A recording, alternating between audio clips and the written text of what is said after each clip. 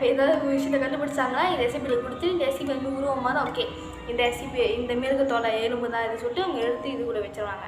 So இது ரொம்பவே ஈஸியான ரெசிபி தான்.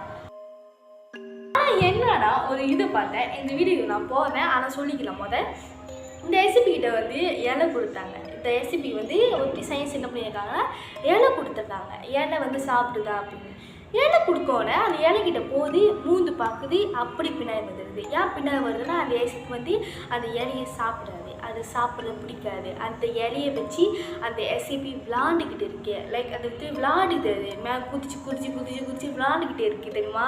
அப்போ தான் தெரிஞ்சிருக்க சயின்ஸுக்கு இந்த ரெசிபி வந்து இலையெல்லாம் பிடிக்காது, இதுக்கு வந்து மிருகம் வித மாதிரி இதுதான் இந்த ரெசிபிக்கு ரொம்ப பிடிச்சிருக்கு அப்படின்னு சொல்லிட்டுனா இந்த ரெசிபி கிட்ட வந்து இந்த மிருகம் இதெல்லாம் கொடுத்து இது பண்ணியிருக்காங்க. ரெசிபி கதை முடிஞ்சிருச்சு. எனக்கு ரெசிபி 4, 9, 6 வந்து எனக்கு இது வரைக்கும் தெரியும். அவ்வளோ டீட்டெயில்ஸான தெரியும்.